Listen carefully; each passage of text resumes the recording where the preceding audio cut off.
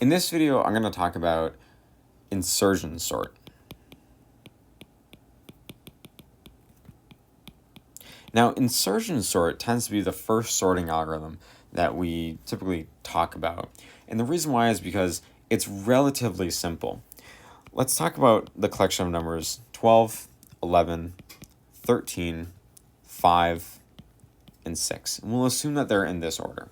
And if I ask you to devise an algorithm that sorted this data, how would you go about doing it? Well, one method would be to sort of loop through this thing and just make sure the data as we loop through it is in the correct order. And what do I mean by that? Well, first we could start by looking at this 12, right? And there's really nothing for us to do there. So then we look at the 11 and we'd say, is this in the right spot compared to the previous element? And the answer is no. So we got to swap these things. We swap these elements, right? And then after that, we move to the next one.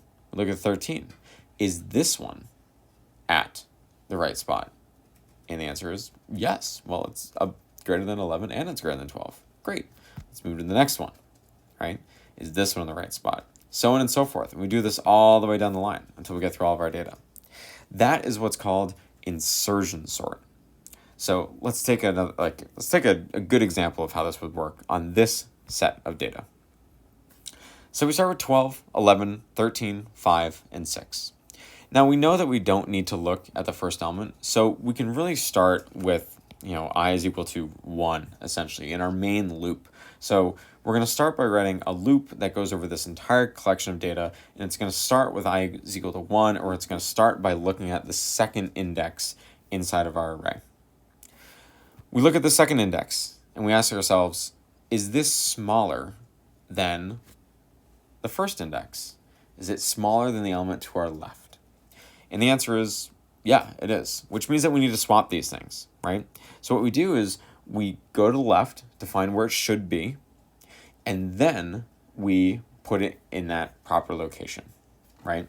So the algorithm here is sort of like iterate through all the elements, compare where we are to the previous element, and then if it is smaller, you keep comparing backwards until you find the position where it should go, right?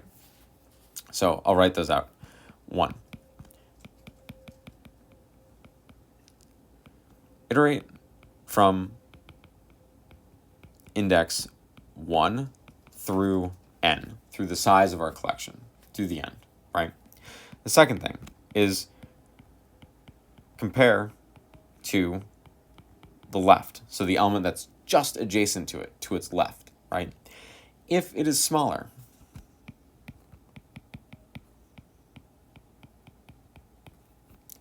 then find where it needs to go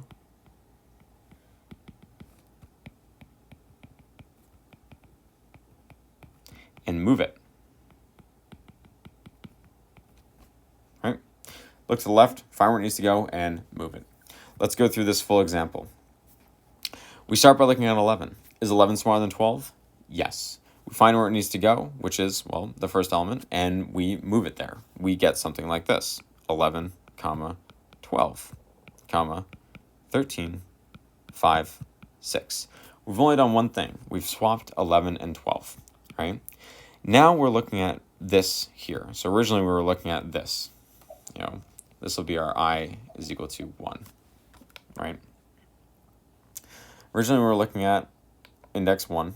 Now we're looking at index 2. Is index 2, and following along with our algorithm here, right? Is index 2, we're going to compare it to the element to the left.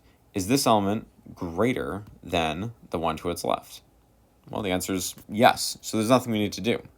Let's look at the next element. We increase our index, the one we're looking at, 5. And we say, is 5 greater than 13? No, it's not. So we loop back. Is 5 greater than 12? No. Is 5 greater than 11? No. Oh, we're at the beginning. So we need to move 5 to the beginning. Great. Let's move 5 to the very beginning. And we end up with 5, 11, 12, 13, and then 6, right? And now we look at our final element, right? We increase our I. And then we say, is 6 less than 13? It is, right? Which means we need to move it.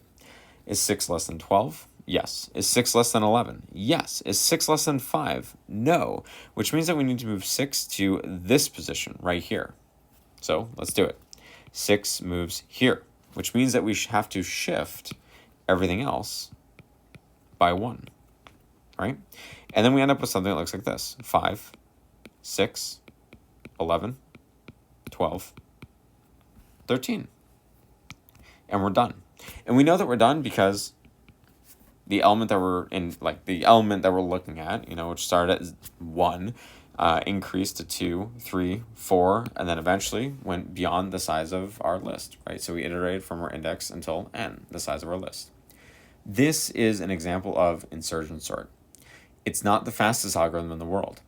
And in fact, its worst case scenario is pretty bad, right? You can imagine a case where this is entirely in reverse order and every single element is causing every single other element to shift. It's a pretty bad worst case scenario, right? But we'll talk about other sorting algorithms in the future that are much faster.